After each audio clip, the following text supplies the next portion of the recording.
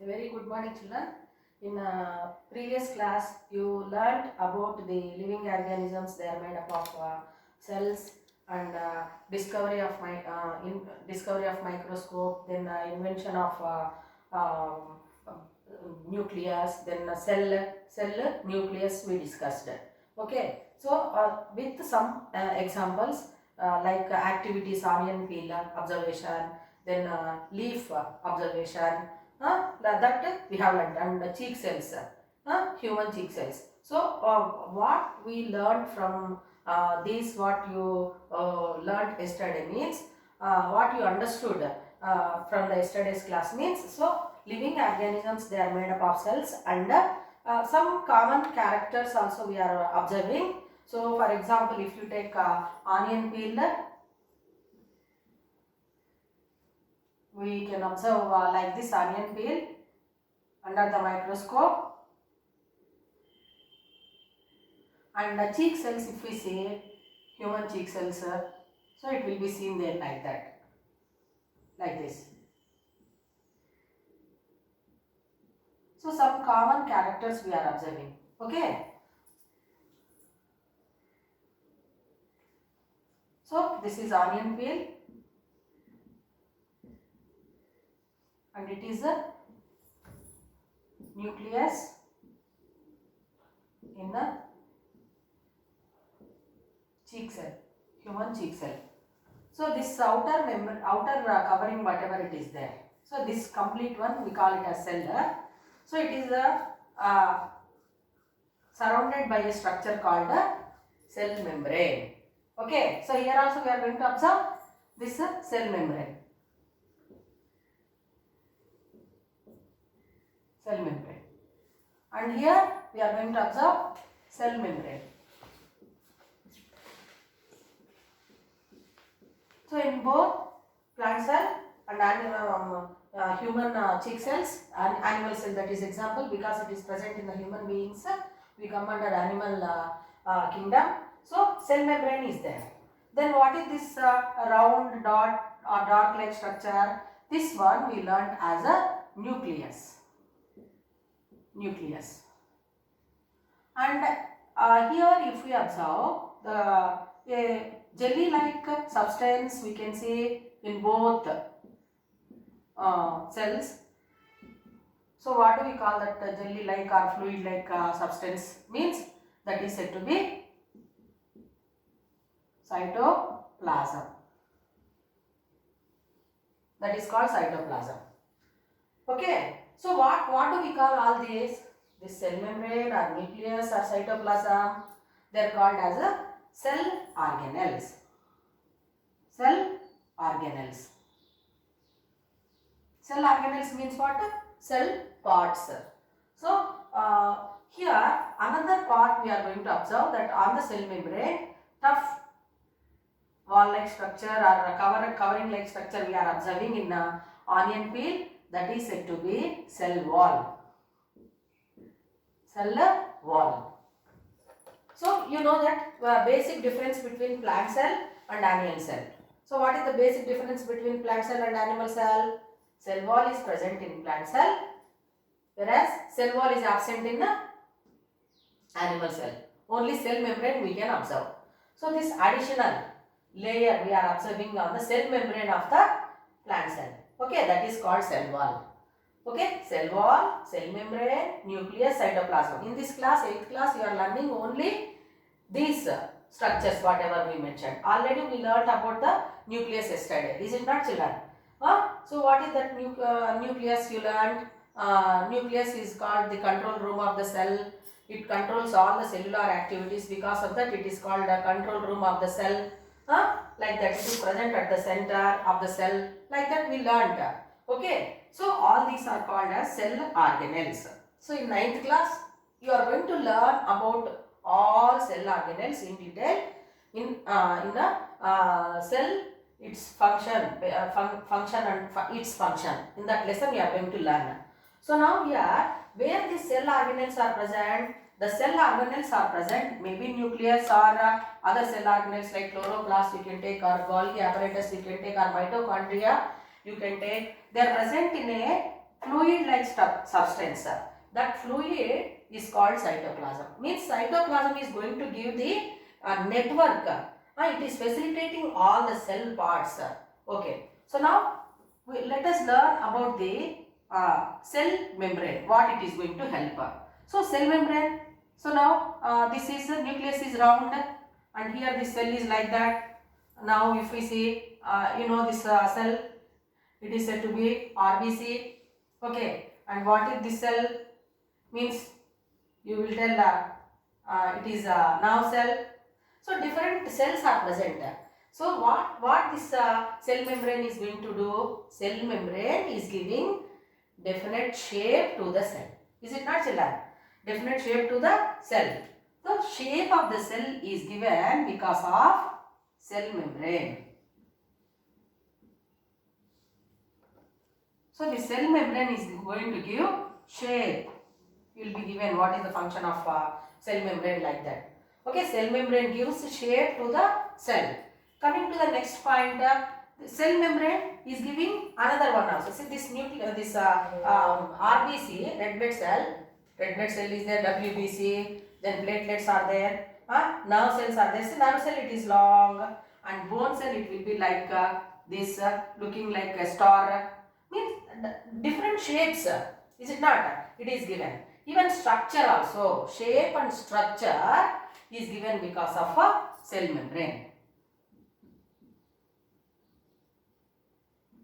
Then the content where it is which is present inside the cell membrane, it is different from the cytoplasm or other cell parts which are present. Means it helps in maintaining the environment of each and every cell. Is it clear? The environment means what? The conditions.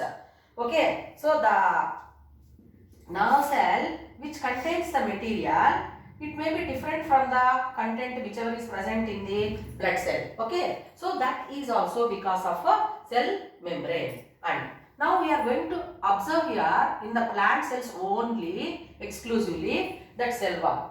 So this is an additional layer, and cell wall in plants,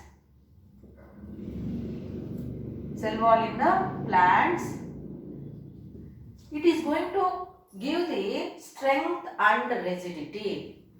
Strength.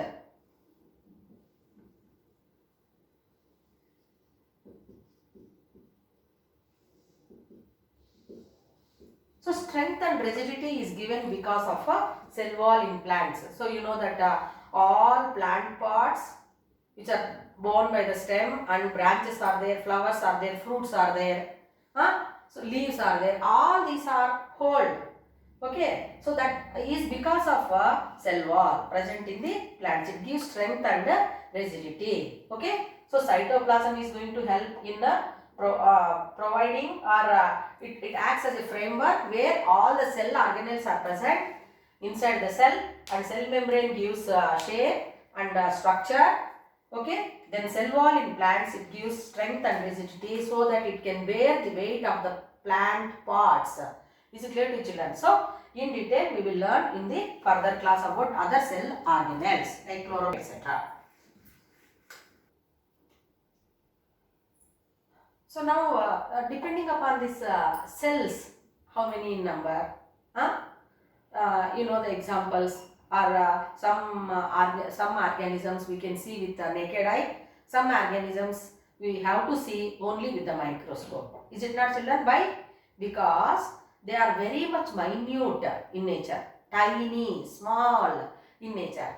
So such type of organisms we have to observe under the microscope. Even all the cells which are present inside our body are also can be seen. Very few cells you may observe, but almost all the cells present in human body or in plant body, they have to be seen, studied with the help of a microscope only. But organisms, if we see, so like amoeba you can take, or euglena you can take, or paramecium you can take. Is it clear to children? So they are also performing all the life activities. Respiration is going to happen, then digestion of the food is happening in them, then reproduction is also going to happen. So all the life activities are going to be performed by that single cell itself. Is it not, children?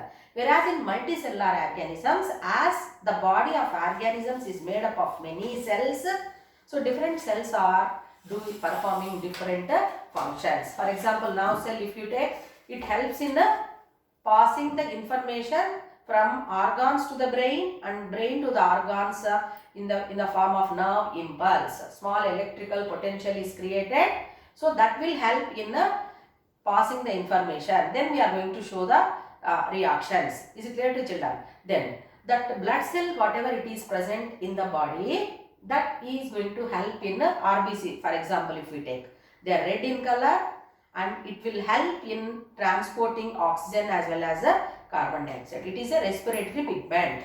Is it clear? So WBC, very important. Now, immunity of our body is going to be maintained or resistant against the diseases. Health is maintained because of WBC. Means what? Different cells are present which are doing different functions. Is it clear to children? So now we are going to learn about the what is meant by unicellular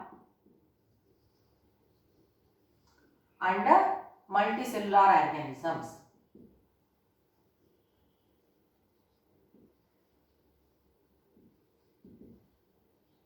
Unicellular organisms means what?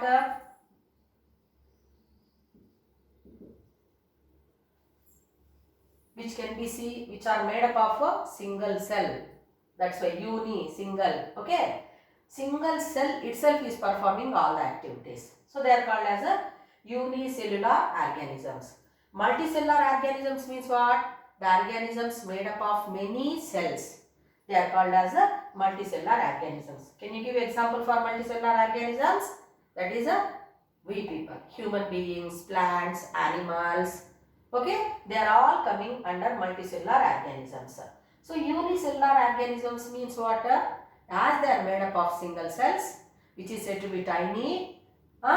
Is it clear to you? So they are called unicellular organisms. So now shall we learn the differences between unicellular and multicellular organisms?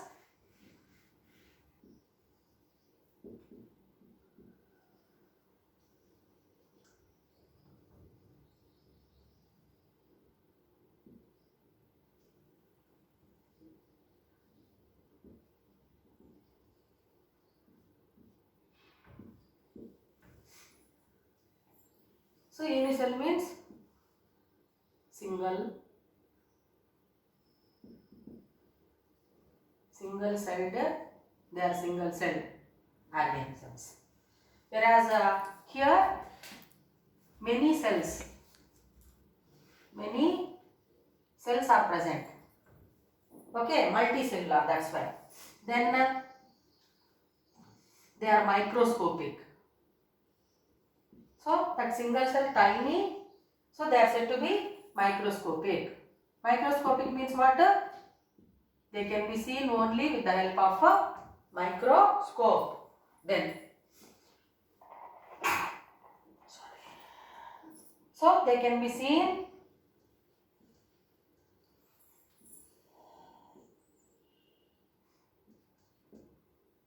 to the naked eye.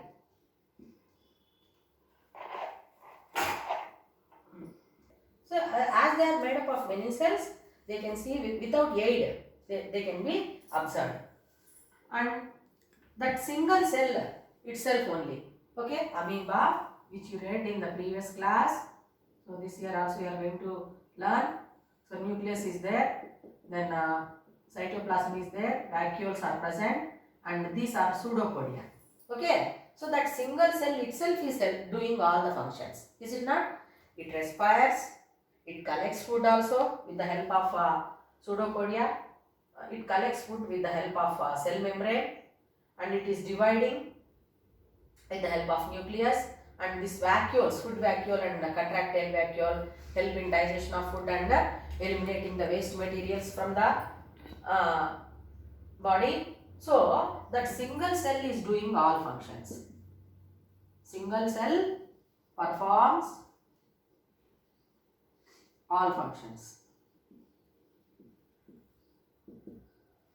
Whereas here many cells are there now, so different cells are performing different activities.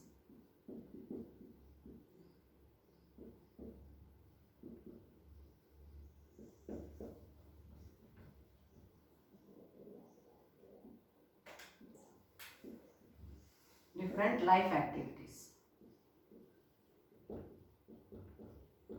So what is this different life activities? Respiration. It is going to be carried out because of the cells present in the lungs, nose to lungs. Is it not, children?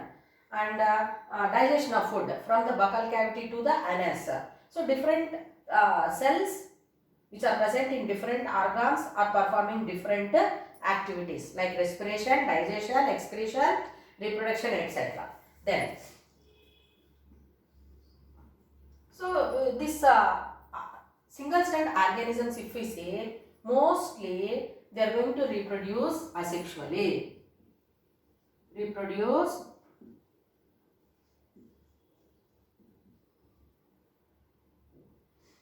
asexually. Okay. So you learnt in the previous class biofilm, how it is going to multiply, layering to some extent. Then grafting you learned. Apart from that, amoeba, how it is going to reproduce, binary fission. So it is getting dividing into two. Paramecia, it is also undergoing by the process called binary fission. So most of the microorganisms are unicellular organisms are going to reproduce asexually. Whereas here multicellular organisms, mostly they are going to reproduce sexually. What does it mean? Male and female reproductive organs are different. You learned about flower, bisexual flower or unisexual flower you learned. Is it not, children? So that separate parts are there. Pollen grains are there. Then gynoecium is there. So the pollination is going to happen and fertilization is going to happen. Even other animals also, male and female differences we can observe. So most of the multicellular organisms are reproducing sexually. Is it clear to you? Then, so here, as they are made up of single cell, genetic material is present inside the genetic material. That is DNA, deoxyribose nucleic acid. Okay. So it is present in the cytoplasm. Is present in cytoplasm. For example, if you take bacteria,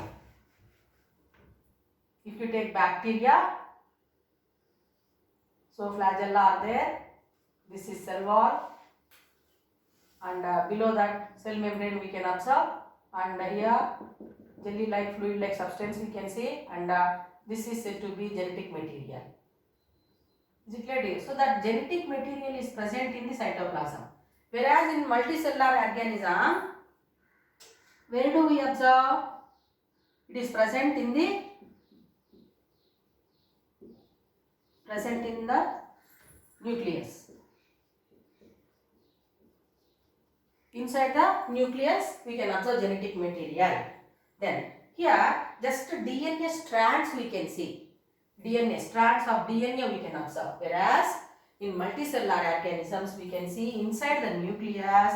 This is nucleus and nucleolus, and this chromatin. It condenses and forms the chromosomes. So that also we can observe. Then coming to the examples. So what are the examples here? So examples are amoeba. You can take amoeba, paramecium, etc.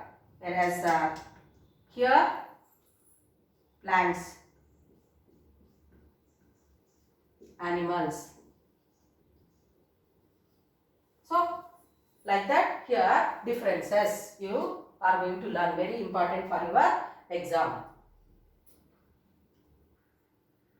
Till now you learned about the differences between unicellular, multicellular organisms, cell organelles, differences like functions also.